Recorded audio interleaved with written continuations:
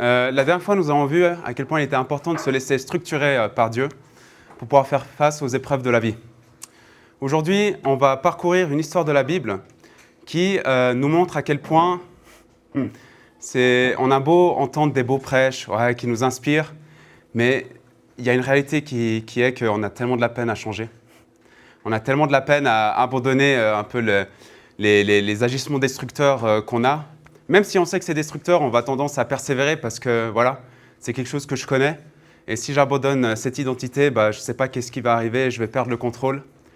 Et donc, je vais commencer cette prédication avec cette image. C'est impossible. C'est peu probable qu'un être humain avance dans la vie sans être structuré par quelque chose. Parce que regardez, vous voyez tous, tout le monde voit ce plateau. Regardez, là on a un Lego qui est structuré, une structure structurée, voilà, merci. Vous voyez, c'est solide. Là, je peux bâtir quelque chose dessus. Et là, qu'est-ce que c'est ? C'est le chaos. Je ne peux rien faire dessus. Je ne peux même pas poser quelque chose. Si je construis quelque chose dessus, quand la vie va s'abattre, tout va s'effondrer. Donc, qu'on soit chrétien ou non chrétien, on est forcément structuré par quelque chose. Tu n'étais pas censé faire ça, toi. On est forcément structuré par quelque chose. Et souvent, les non-chrétiens, qu'est-ce qu'ils vont faire ? Ah, il y a ça qui est intéressant. Ok, je prends. Ah, il y a ci.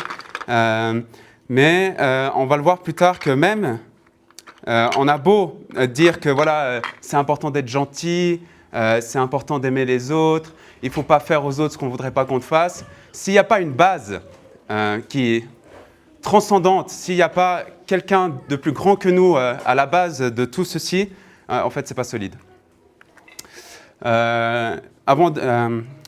Je m'éloigne de cette image, on va prendre cette fameuse histoire, une histoire que j'aime énormément.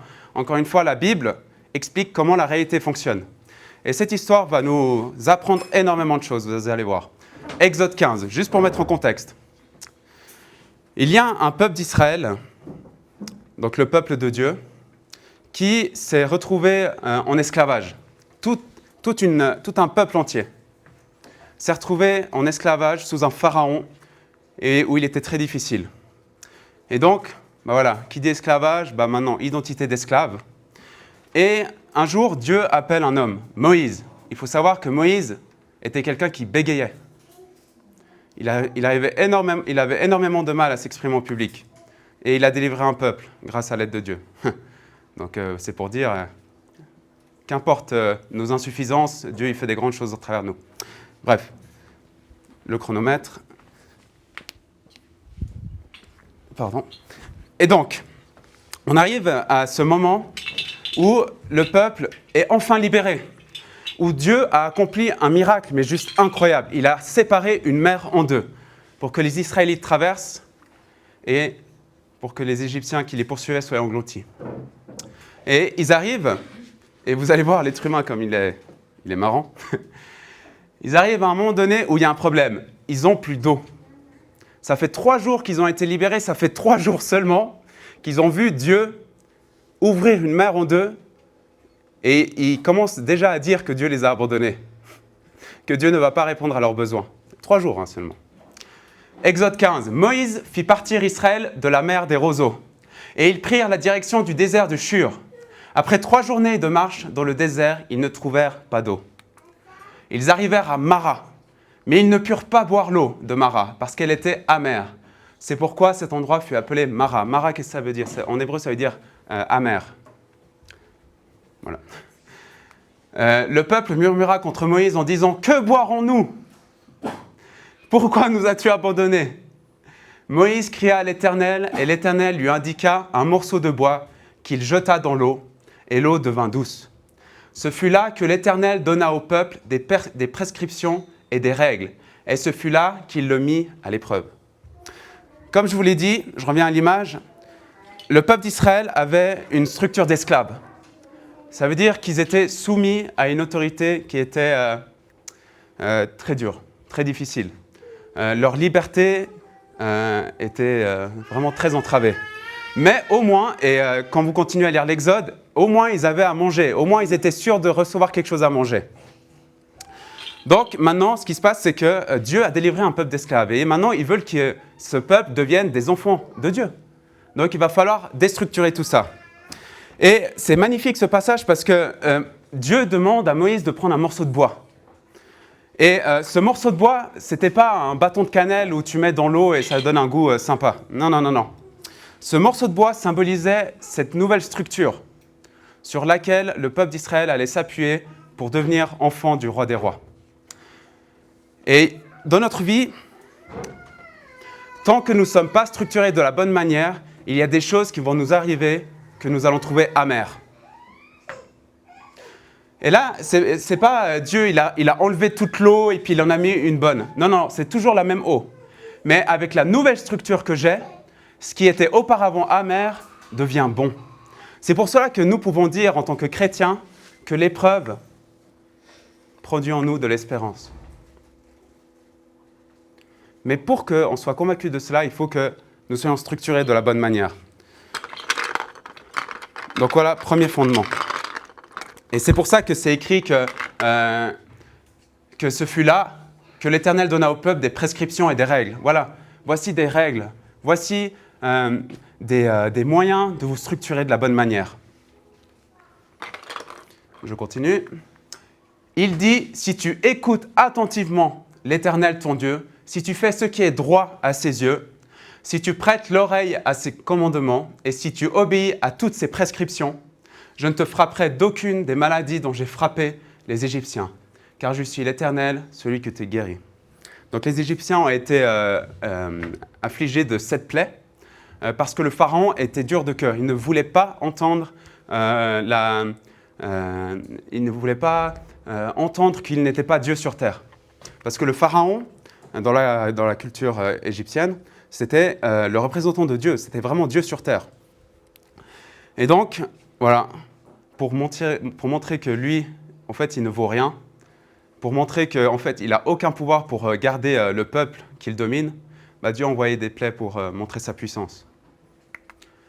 Alors, la Bible est un livre puissant, très puissant. Pourquoi ? Il y a plusieurs raisons, mais une raison qui est juste géniale, c'est que dans la parole de Dieu, il est écrit, en gros, si je résume, que l'être humain connaît des cycles. Il y a un livre que j'ai lu de... Comment il s'appelle Coucou Lapin, là. Bon, je ne sais plus, pas grave. Mais en gros, c'était un livre qui s'appelait Rationalité. Et le propos de ce livre, c'était, mais pour que le monde aille bien, il faut que l'être humain soit rationnel. Il faut, voilà, qu'il se pose, qu'il prenne le pour, le contre, qu'il réfléchisse bien, qu'il fasse des plans, machin et tout. Et franchement, sur le papier, ouais, c'est magnifique. C'est comme si j'arrive vers vous et je vous dis, oui, pour que le monde aille mieux, il faut qu'on soit tous gentils. Qui peut argumenter contre ça? Mais le problème, c'est que l'être humain connaît des saisons. Il y aura un moment où je ferai preuve de rationalité, d'autres moments où je ne ferai pas preuve de rationalité. Il y a des moments où je serai fatigué et d'autres moments où je serai reposé. Il y a des moments où je serai sûr de moi et d'autres moments où je ne serai pas sûr de moi. Et c'est le propos du livre d'Ecclésiaste.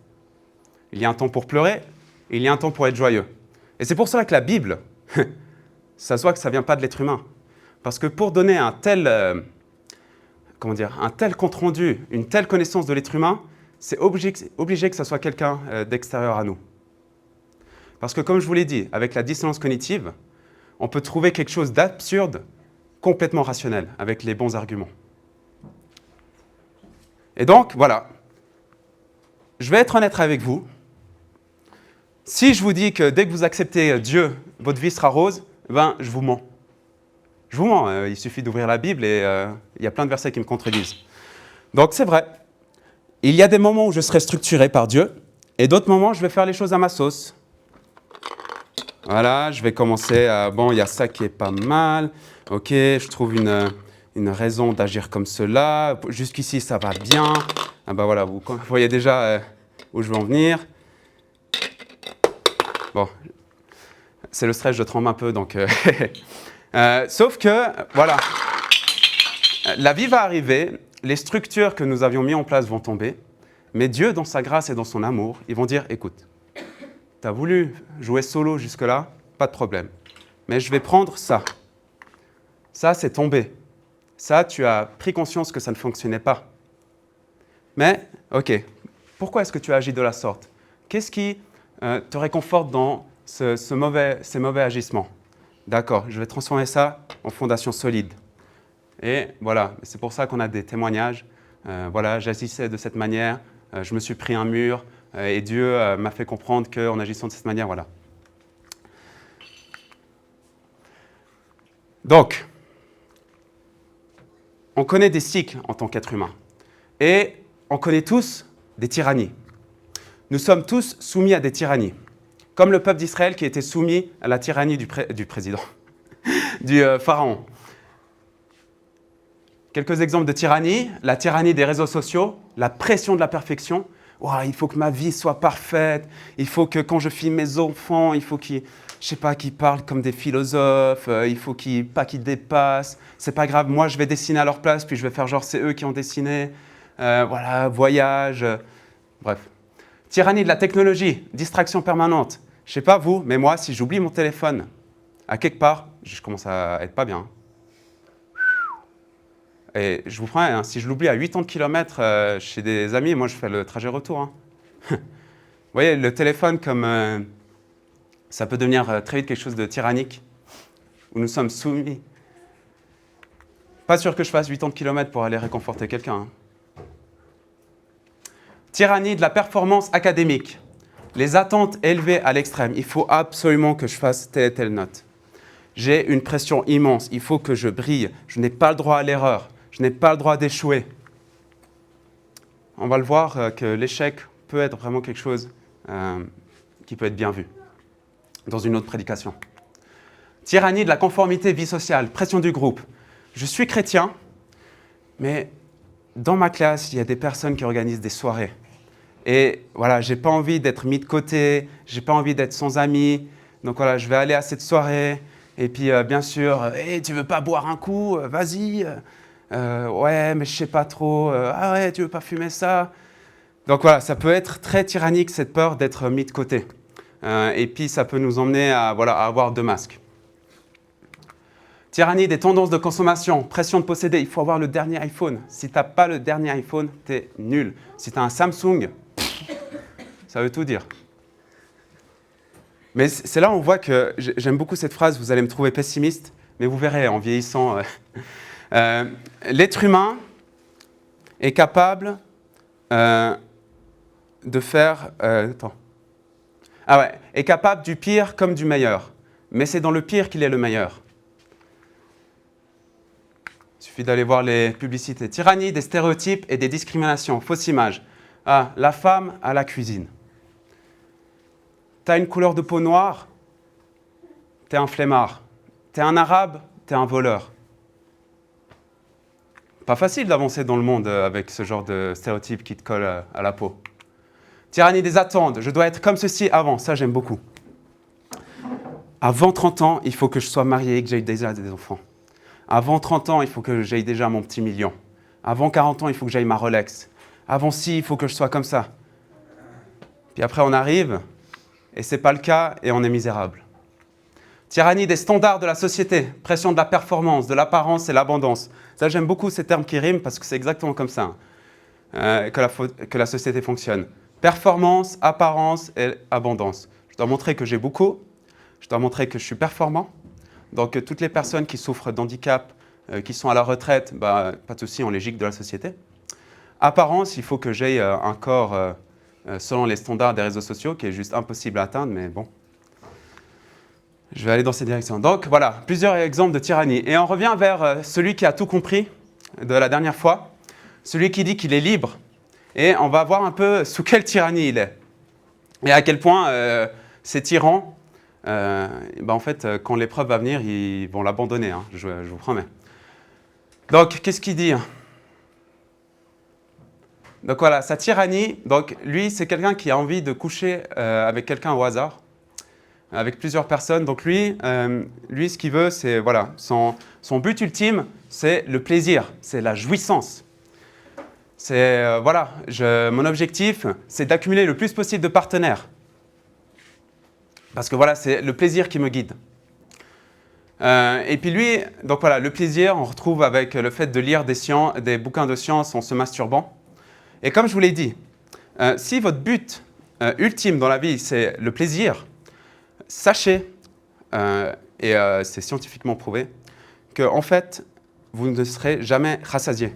Il vous faudra toujours plus. Okay? Et souvent, les personnes qui consomment de la pornographie vont toujours regarder des vidéos porno de plus en plus extrêmes. Donc, voilà, le plaisir, quelque chose d'éphémère. Bah, c'est ça en fait, hein. C'est quelque chose d'éphémère. Donc, d'une seconde à l'autre, ça peut ne plus exister. Donc, si c'est la base. Donc, voilà. Donc, attendez. Donc, il y a la base. Ok, il y est. Ah, attendez.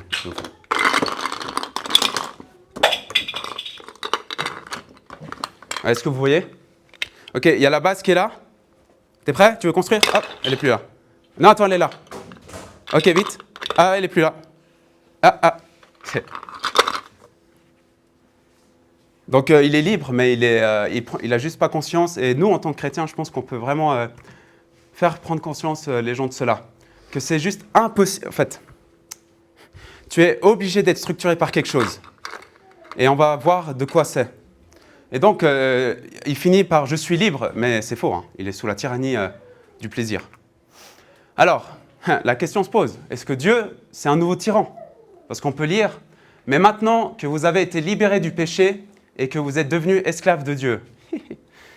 Aïe oh. Ce qui m'a énormément aidé dans ma vie, c'est en fait de revoir le concept de liberté. Souvent, on a tendance à croire que la liberté, c'est d'avoir le choix. En fait, je me réveille et il y a tout qui m'est possible devant moi. Sauf que ce n'est pas le cas. Ce n'est pas comme ça que la réalité fonctionne. Très vite, votre corps va vous rappeler que vous avez des besoins. Et donc, déjà, votre corps vous astreint à un certain agissement. Je ne peux pas décider de ne plus boire pendant 3 jours, parce que sinon je vais mourir. Et donc, la vraie liberté, c'est de pouvoir accomplir son objectif sans entrave. Par exemple, je fais un gâteau. J'ai la liberté de mettre du ciment dans la pâte. J'ai la liberté, hein, personne ne va m'empêcher. Sauf que je ne vais pas réussir à atteindre mon objectif qui est de préparer un aliment consommable. Ce qui est le but d'une recette de cuisine. Je ne sais pas vous, mais en tout cas, moi, c'est l'objectif. Et donc, dans le monde, il y a plusieurs choses qui vont entraver notre route. Comme je vous l'ai dit, il y a le corps, il y a mes désirs, il y a mes penchants, il y a mes addictions. Ça, c'est tout ce qui est intérieur. Mais à l'extérieur, il y a la société, il y a la société. J'aurais dû bosser mes exemples, mais voilà. Vous me comprenez. Et donc, il y a plusieurs choses externes qui vont s'abattre sur nous et vont nous entraver. Quand on donne notre vie à Dieu, on donne la vie à quelqu'un qui est au-dessus de tout. Vous voyez, les personnes qui ne croient pas en Dieu, en fait, leur réalité s'arrête au physique, au matériel. Donc, quand on enlève tout ce matériel, en fait, ces personnes n'ont plus rien. Sauf que nous, en tant que chrétiens, si un jour je suis emprisonné, je suis quand même libre. Parce que ma liberté ne dépend pas de murs comme ça. Ma liberté, c'est de pouvoir prier Dieu, en fait. Et les barrières ne peuvent pas entraver cet objectif, de pouvoir louer et glorifier Dieu. Donc voilà, la vraie liberté, c'est de croire en quelque chose qui me libère des contraintes physiques. Et en fait, c'est ce que Dieu nous offre. Je suis esclave de Dieu, mais vous avez pour fruit la progression dans la sainteté et pour fin la vie éternelle. Mais en fait, cette soumission me rend libre. Une liberté que le monde matériel ne peut me donner. Donc Dieu n'est pas une tyrannie.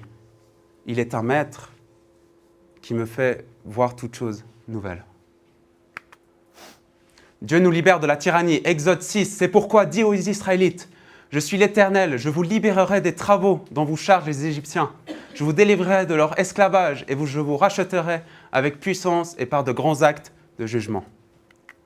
Galates 5, c'est pour la liberté que Christ nous a affranchis. Tenez donc ferme dans cette liberté et ne vous placez pas de nouveau sous la contrainte d'un esclavage. Voyez à quel point la Bible explique la réalité. Soit tu es dans la liberté avec Christ, soit tu es dans l'esclavage. Il n'y a pas d'entre-deux. Et j'arrive au point que, pourquoi, après tout ce que je vous ai dit, peut-être que vous n'allez pas changer. Quand vous abandonnez une identité que vous avez tenue pendant des années, des mois, des semaines, il va y avoir obligatoirement la traversée du désert. Et Dieu, comme on l'a lu dans Exode 15, c'est dans le désert qu'il travaille cette structure. C'est dans le désert qu'il va nous faire travailler cette nouvelle personnalité. Et ça fait peur. Ça fait peur parce que le désert, il n'y a rien à l'horizon. C'est immense, on se fait submerger. Et combien de fois, voilà, ouais, je sais que ce n'est pas bien ce que je fais. Mais au moins, voilà, si j'agis comme ça, je sais qu'est-ce qui va arriver. J'ai un espèce de contrôle, mais voilà. Dieu, qu'est-ce qu'il nous dit ? Comme je l'ai dit, c'est un endroit propice pour structurer notre identité. Ne puis-je pas agir envers vous comme ce potier, communauté d'Israël, déclare l'Éternel. Vous êtes dans ma main comme de l'argile, dans la main du potier, communauté d'Israël. Jérémie 18, Dieu, voilà, on est entre les mains de Dieu. Et parfois, il va appuyer avec son pouce, ça va nous faire mal, ça va nous faire sortir de notre zone de confort. Mais ayez cette image du potier qui nous façonne pour donner quelque chose de beau. Et un pot, ça a une utilité. Dieu, il ne nous façonne pas pour que, voilà, c'est juste joli, ouais, vas-y, pose, fais un selfie, puis voilà, amen. Non, il nous façonne pour qu'on ait une utilité, pour qu'on remplisse un but. En effet, ce n'est pas un esprit de timidité que Dieu nous a donné, mais un esprit de force, d'amour et de sagesse. Voilà, ça fait peur, mais Dieu, voilà ce qu'il vous donne. Ayez courage, vraiment, et vous ne le regrettez jamais. On a vu des personnes qui ont 50 ans, qui arrivent à un moment de leur vie en disant « mais voilà, j'ai jamais eu le courage et je regrette terriblement ». Je vous promets, voilà, je veux être honnête avec vous, ça va prendre du temps. Ça va prendre du temps, mais ce temps, il n'est pas perdu parce que vous poursuivez la vérité. Vous agissez selon ce que Jésus veut. Et ça, c'est la plus belle des aventures. On vous a enseigné à vous débarrasser du vieil homme qui correspond à votre ancienne manière de vivre et se détruit sous l'effet de ses désirs trompeurs, à vous laisser renouveler par l'esprit dans votre intelligence et à vous revêtir de l'homme nouveau, créé selon Dieu, dans la justice et la sainteté que produit la vérité. Éphésiens 4. Attachez-vous aux réalités d'en haut et non à celles qui sont sur la terre. Il y a un moment pour tout et un temps pour toute activité sous le ciel. Voilà, ça prend du temps. Et la réalité, c'est que pour que je puisse apprécier un verre d'eau, il faut que je connaisse une saison où je n'ai rien à boire. Est-ce que vous avez remarqué à quel point c'est tellement facile de prendre pour acquis ce qu'on a, le confort qu'on a ? Et c'est seulement quand on enlève ce confort qu'on réalise « Ah, mais oui, en fait, c'était bien. » C'est dingue, hein ? Comment... Mais voilà, et encore une fois, c'est ça la puissance de la Bible. Ça nous montre comment la réalité fonctionne, et vraiment, c'est un livre qui est... C'est pas pour rien que c'est une parole vivante. C'est pas pour rien que ça a traversé les siècles. L'humilité et l'orgueil. J'aimerais faire un point sur l'humilité et l'orgueil parce que l'humilité, c'est vraiment une notion importante si je veux être structuré. Si je suis convaincu que je n'ai pas besoin de Dieu dans ma vie, eh ben, Dieu il va me montrer des choses et puis je vais passer à côté parce que de toute façon, lui, Dieu, il a toujours tort. Et si vous êtes dans une position où, par exemple, quelqu'un vient se confier à vous, si vous n'avez pas l'humilité, vous n'allez pas entendre ce qu'il a à vous dire. Parce que vous allez passer votre temps à vous dire « Ah, mais il me raconte son témoignage. Mais qu'est-ce qu'il est bête. Oh, mais moi, j'aurais agi différemment. » Vous allez vous dire ça dans la tête et on va voir ce passage. C'est un passage vraiment tellement puissant. Et il dit encore, c'est Jésus qui explique cette parabole, à l'intention de certaines personnes qui étaient convaincues d'être justes et qui méprisaient les autres. 2 hommes montèrent au temple pour prier. L'un était un pharisien, l'autre un collecteur d'impôts. Le pharisien debout faisait cette prière en lui-même, dans sa tête. « Ô Dieu, je te remercie de ce que je ne suis pas comme les autres hommes, qui sont voleurs, injustes, adultères, ou même comme ce collecteur d'impôts. Je jeûne 2 fois par semaine et je donne la dîme de tous mes revenus. » Le collecteur d'impôts, lui, se tenait à distance et n'osait même pas lever les yeux au ciel. Mais il se frappait la poitrine en disant « Ô Dieu, aie pitié de moi qui suis un pécheur. » Je vous le dis, lorsque ce dernier descendit chez lui, il était considéré comme juste, mais pas le pharisien. En effet, toute personne qui s'élève sera abaissée et celle qui s'abaisse sera élevée.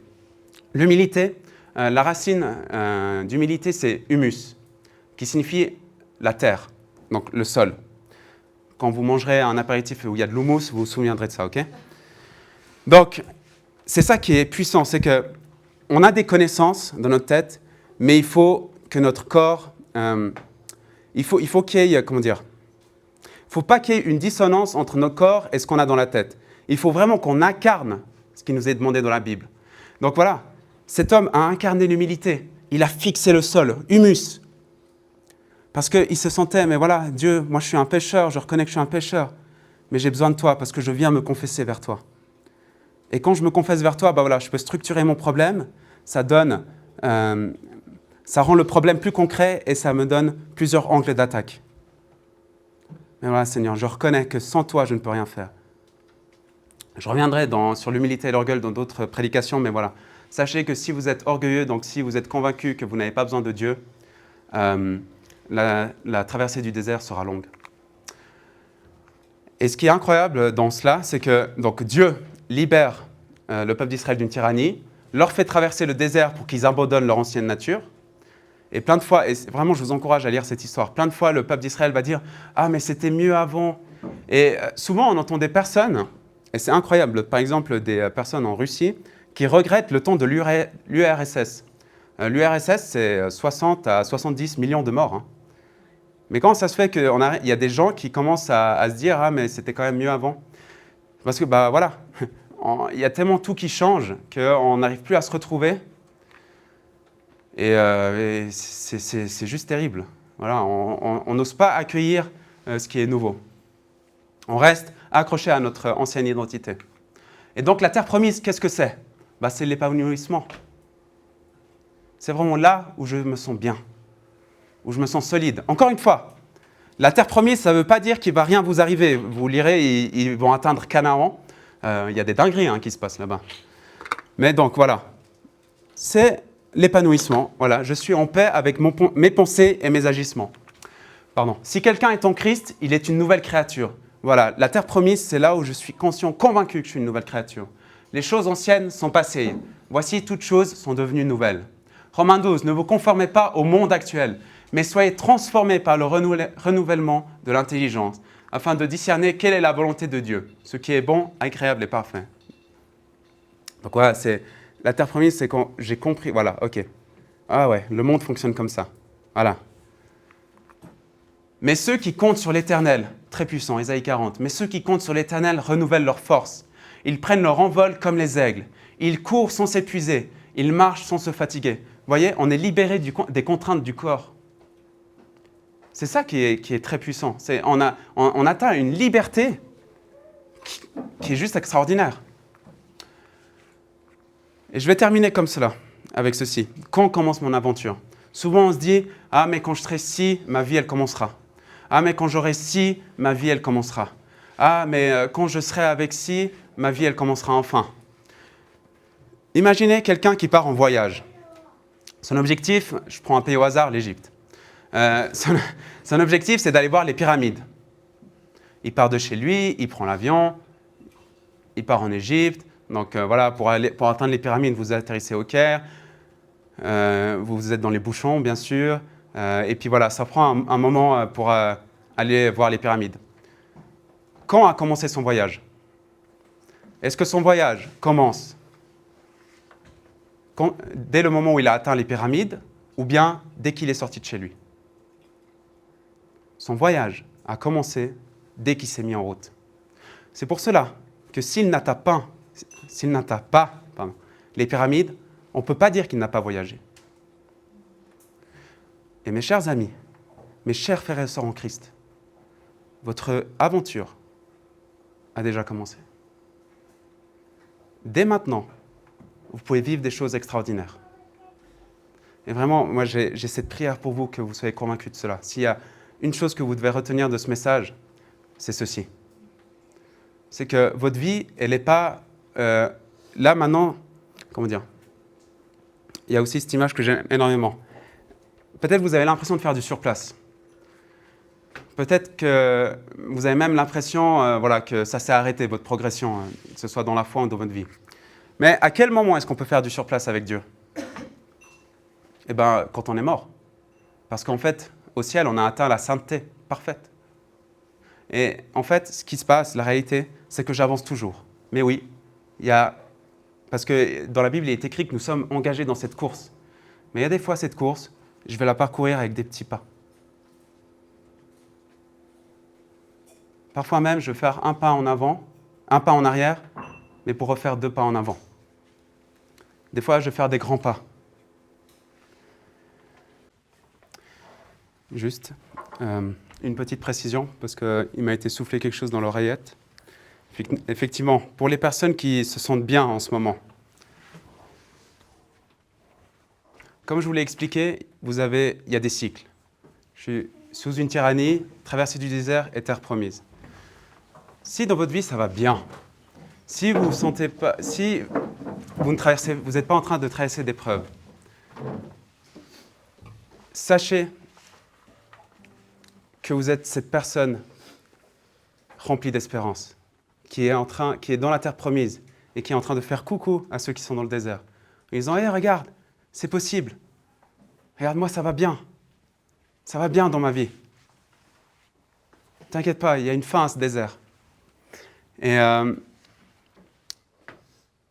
voilà, ayez en tête qu'il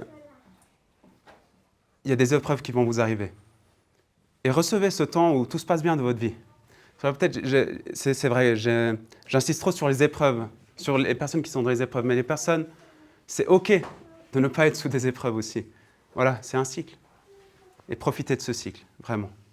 Profitez de cet épanouissement pour montrer, pour incarner ce phare, en fait.